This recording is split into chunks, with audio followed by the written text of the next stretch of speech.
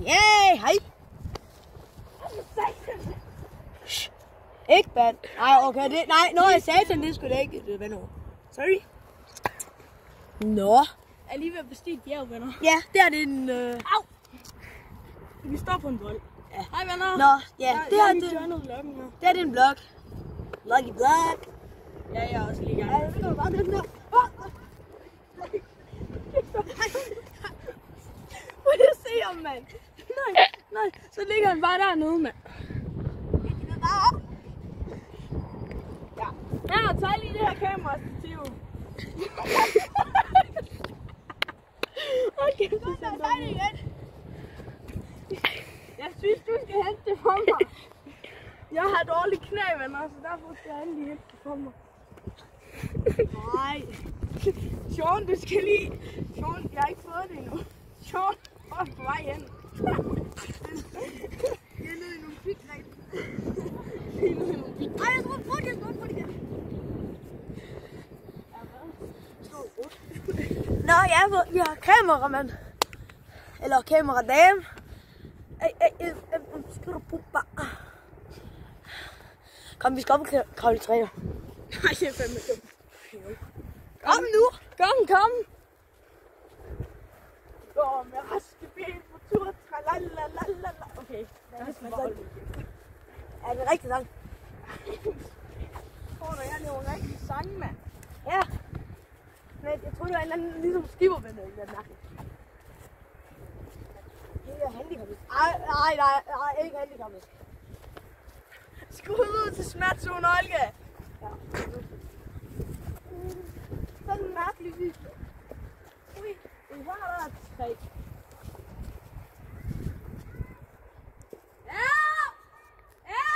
Det er bedst, du! Du gør bare! Jeg må ikke spørge, hvad det er. Altså, jeg er ikke på et lastbilfirma her. Altså, Sean, hvis du falder ned og brækker en arm, ligesom vores lastkammerat gjorde. Nej, det skal jeg ikke. Han brækker en gang. Han brækker benet. Hvem? You know. Hej. Jo. Han der faldt ned fra det der træ lige derovre. Han brækkede halve. Ja. Er ikke sådan den største eller tykkeste knogle i kroppen, er det ikke det? Det var dumt at hoppe ned for et træ. Jamen, det er jeg siger altid. Han var oppe og hente nødder i et træ, hvor der ikke engang er nødder. Og han op og hente nødder. Altså, Ja. jeg var lige blevet hentet, for jeg skulle ud og kigge på en ny skole. Lige, og så, sådan... Nej, var du? Ja. Jeg nåede ikke at være her. Jeg var her ikke. Jeg var ude og kigge på en ny skole. Da jeg så kom hjem, jeg sagde min mor til mig, der er en eller anden, der er faldet ned og brækket benet. Og jeg sådan, hold da kæft. Det er da meget, jeg ikke oplever i den her skole. Altså vores klassekammerat, som skal flytte skole, det var egentlig ham, som sådan hjalp ham, der faldt ned. Hvem var det? Hvad? Gjorde han? Ja. Altså ham med det halvhvide hår. Ham, der skal flytte skole. Ja. Hvad? Nordsko! Det skulle da ikke Nordsko, han har flyttet skole, mand. Nej, han er der. Jo, Nordsko. Hvad fanden er Nordsko? Er det ham, der skal flytte skole nu? i dag? Nej, ikke i dag. Nu her. Nej, ham fra vores klasse, der skal flytte skole, som er syg i dag. Det var ham, der sørgede for ham, der faldt ned ad træet. Derovre. Millimeter. Er det ikke millimeter? Vi kalder ham lige for millimeter. Kan man ikke hedde. Nu går man op i den her. Så får man virkelig en god weekend. Nej, det sgu da torsdag. Og det ser jeg, så går man bare herop. Så kravler man. Så siger man heja. Cooking with Kaja. Ja. Subscribe til mig. Og vi lægger et tippetår deroppe. Så er jeg bange. Hvad?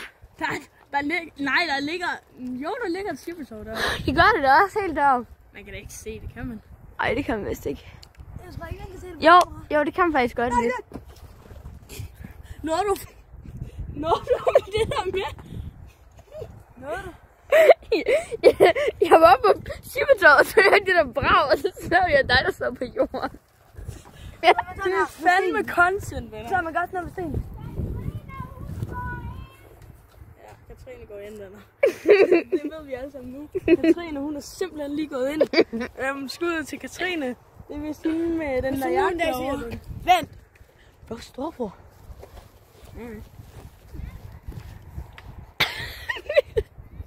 Ja, kom, nu filmer vi videre. Jeg gider ikke være sammen med videre. Hvad skal lige gøre det her? Ja, det siger... Bro, du kan ikke stå og kaste en sten på den fodboldbane, jeg skal træne på. Skal du træne der? Nej. Jeg siger det bare for, at du skal det være. Nå, kom, lad os så videre. Jeg træne på fodbold. Og det er for sommer, så den sten er nok blevet sættet til sommer. Og jeg ved ikke, hvorfor jeg snakker så meget. Det er skidt smart, det her. Nej. Det har jeg aldrig lagt mærke til. Hvor skal vi nu? Au. Det ved jeg ikke. Jeg skal den vej. Stik syd, eller stik vest, eller stik nord, eller... Nej, det kan være, at vi skulle gå over i Stik trekanten. Østrig. Vi skal måske gå over i Vi går over i trekanten, det ligger i Østrig. Ej, det er godt nok dårligt filmet på grund af den sol. Det er sådan, lige en, i sådan helt mørke. Ja, du er ikke nogen racistiske udtalelser her, vel? Ej, Lige hurtigt. Jeg skal kigge på helvede, din pølse. Af din klog. Ej, det ser da fint.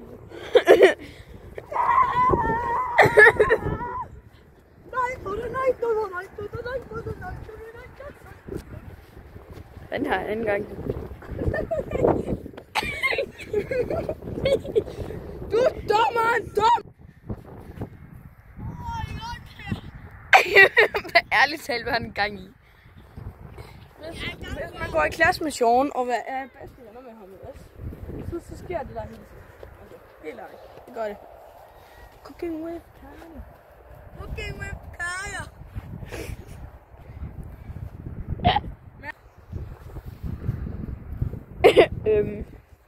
Nej, så går du ned for... Han. Ja, jeg er lige kommet op igen. Ej. Virkelig rart. Jeg synes, jeg er meget med på den her vlog. Nå, altså... Jeg ser. Mest fordi ham der, han laver dumme ting. Altså, hvordan? Det kan ikke være så glat. Det kan seriøst ikke være så glat. Ej, det er jo ikke muligt. Nej, det er bro, det er faktisk glat. Prøv lige, altså... Hvordan? Har vi lige... Hvorfor føles det som om jeg er i børnehave igen? Man?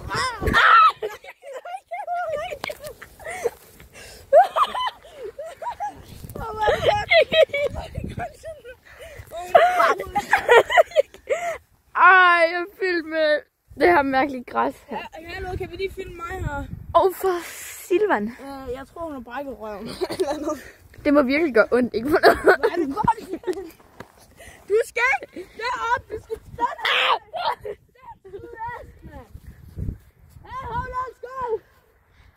1, 2, høj. Jeg tror, jeg er på den. Nej, der er sygt meget pollen her i Bali. Hvad? Så hvis du ikke kan tåle pollen, så er ikke Det kan jeg sgu godt. Okay. Vil du tåle pollen? Jeg går lige duftende græs. Så jeg kan sikkert godt tåle det. Hell, my bro. Warm. Så kom, lad os gå over i trekanten. Ja, nu går vi til. Vi knipser lige til, vi er der, ikke? Så. We back. Sean, han løb, jeg ved ikke lige, hvor han er. Altså. Men nu har jeg også hans vlog. Husk at subscribe til min nye kanal. Babyboy streg et eller andet NB1. Ja. Jeg savner HNI. Men nu er vi her igen, mand. Hallo, kan vi lige lave vlog i vlog? Det gør vi bare. Ja. Så laver vi lige vlog i vlog. Men det, jeg må ikke filme dig helt. Så now we back. Hvis vi lige flytter dig lige, så jeg kan vende kameraet om. Ja, du må godt lige vise det der kamera der. Nej, du må ikke komme om bagpå. Kan du gå ind ved siden af muren? Sådan der. Eller er det for meget at bede om? Sådan der. Prøv at se, hvor fint det er. Jeg vil Sean's telefon, hvis der var nogen, der var i tvivl. Ja, og Sean er lige løbet. Jeg ved ikke, hvor han er. Han er faktisk sådan rigtig meget væk. Burde vi ikke lige lede efter ham, ikke for nogen? Nu ville han bare være. Nu leder vi efter Sean. Ja. Hov, min finger kom med. Videoen, det må jeg undskylde. Sådan ærligt talt. Helt ærligt, så synes jeg faktisk lige, Vi skal kigge på... Nej, nu! Jeg er dummer en snot nu. Hvad fanden har du nu gjort? Der... Hvor kom den sten fra? Sten, mand. Hallo, der er ikke nogen, der bevæger sig deroppe.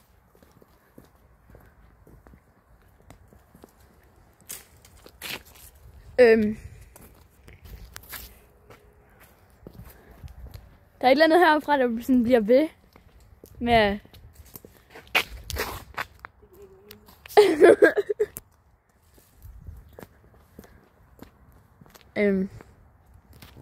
Ja. Sean, han er faktisk Væk. Han, rigtig meget væk.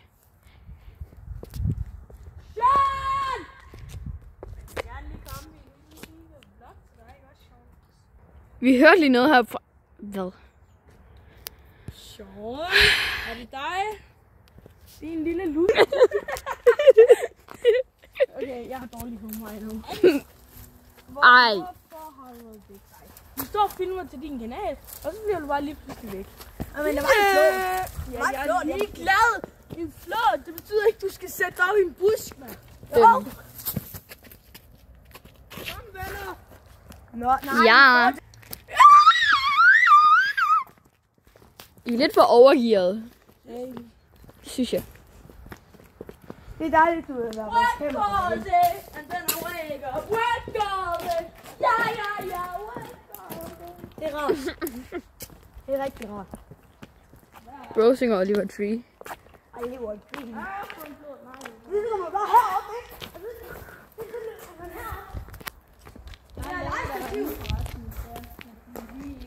Så står man bare her. Og ser dum ud her. Og så går man rundt her. Og så sætter man sig her. Så går man herover. We can make Denmark great again, venner. Great igen. Hvis I subscriber til mig og Sean, Jeg føler lige vildt godt. vi er måske en fælles kanal. Ej, for skidt, mand. Altså, Jeg prøver lige at finde en god vinkel, men det kan ikke lykkes. Det kan bare ikke lykkes. Nej. Skal vi ikke lige We can stille make den her? vores kanaler great again. Ej. Altså, filmer vi lige nu?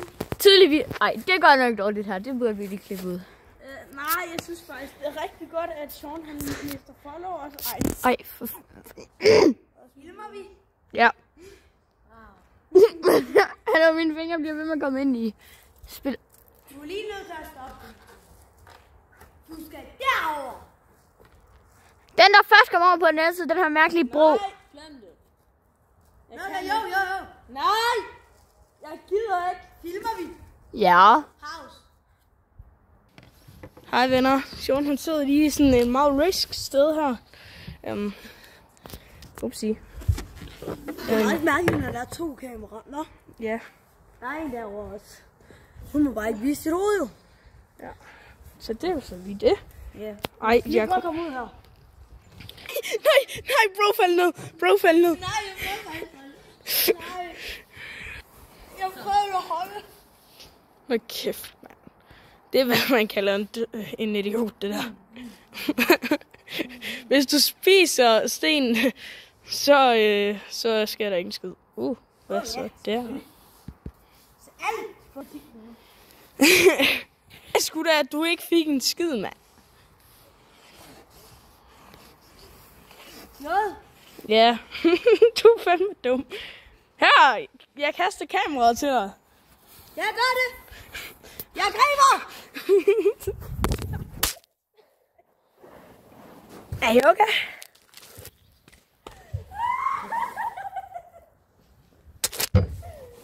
Ja, vi stopper lige hurtigt.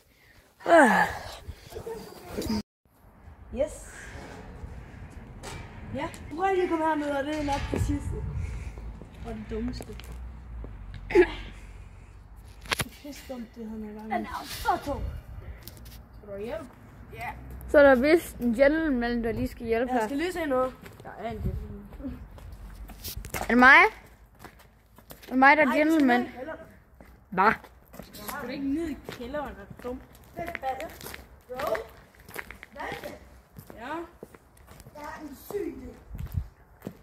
Du ved godt, der er en dør der, ikke? Jeg tænker ikke, det er en så syg idé alligevel. Nå, men indenfor. Nå ja, der er jo en dør indenfra et eller andet sted. Hvad Hvad for en? det er inden for det der depotrum. Depot. Ja! Så det her, det lukker ind depotrummet, og så er det der. Det er det udgang til depotrummet.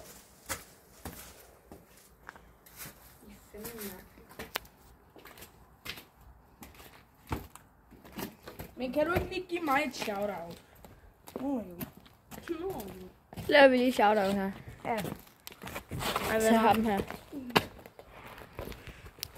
Så er en lille detalje her. Nej. Og en lille detalje her. Jeg fandt mig nogle gode detaljer. Jeg skal lige have lidt mere detalje. En lille detalje her. Okay, Og her. Ej. Sean tager dig sammen. Okay. Når jeg finder lige min YouTube-kanal, så går jeg lige ind og subscriber til den. Ikke også en... Det er BB Boy. ikke spørg M. for, der er sådan 1D. et B faktisk. NFB. Det var også det, jeg mente. Kom op på Det skærmen. var det, jeg mente faktisk. Ja, prøv at se. Man kan se det der, kan man ikke? Nej, skærmen er sort. Vi skal... Så skal vi have mere, skruet mere op for lyset. Ikke særlig meget, men meget lidt.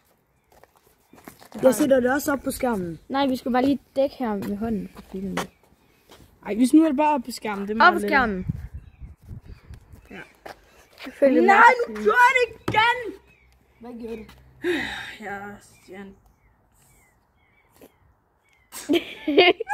Jeg kan ikke få nogen. Det er fordi, jeg plejer at sige... Nå, ja, jeg tror, vi runder videoen af her. Eller jo. Nej, jeg tror i hvert fald, jeg runder videoen af sådan, sammen med jer nok. Lige indtil videre på grund af. Ja, jeg tror bare, jeg lavede noget fodbold eller et eller andet derhjemme. Altså. Jeg vil lige have vlog igen. Ja, jeg tror stadigvæk, der kommer noget på hans kanal. Ja, det kommer op på skærmen. Hey! Gør det lige pop. Jo. Selvfølgelig skal vi lige have shout-out til vores klassekammerat. Ja. Nu kører vi... Ja, hvis jeg skal... Nu giver dit navn. Ja, hallo, jeg er Ellen. Ja, skal jeg sige mere? Ja, du må også godt lige sige det til min kanal. Ja, hej, jeg er Ellen. Jeg har faktisk lige været med på den her video lige før. Filmer du stadig?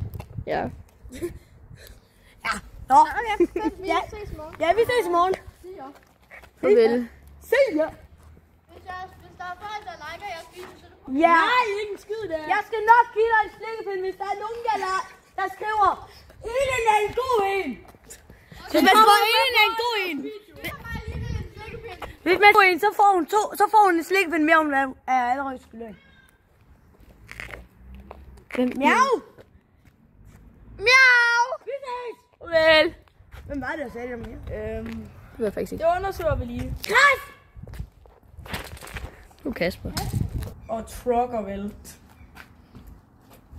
Men Det bliver lige vlogget derovre. Vlog! Filmer du også nu? Ja. Ej, hvor er det?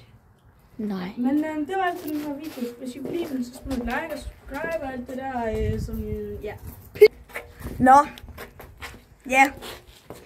Hey. Bare lige. Nå.